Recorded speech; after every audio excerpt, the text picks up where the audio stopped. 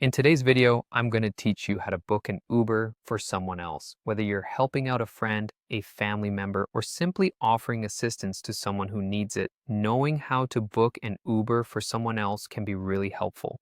Doing this is both simple and convenient, and by the end of this tutorial, you'll become familiar with each step and feel confident to do it anytime needed. So let's dive right in. First, you'll want to open the Uber app on your smartphone. If you don't have the app already, make sure you download it from your phone's app store.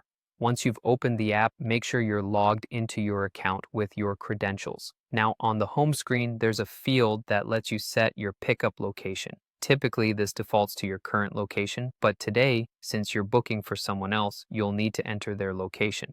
You'll notice a pickup location bar at the top of the screen. Tap this. You'll now need to type in the address of the person needing the ride, or you can simply pin their location on the map if it's easier.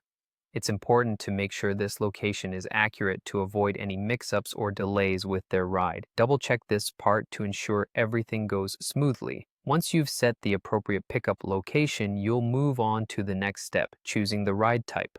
Uber offers different types of vehicles, so depending on how many people need a ride or perhaps what the budget is, you can select a category that best suits your needs. Options range from UberX, which is the standard, to larger options like Uber XL for more passengers, or even Uber Black for a more luxurious experience. After deciding what type of ride you prefer, tap the Confirm button. At this point, you have the opportunity to add a note for the driver if there's anything specific they should be aware of.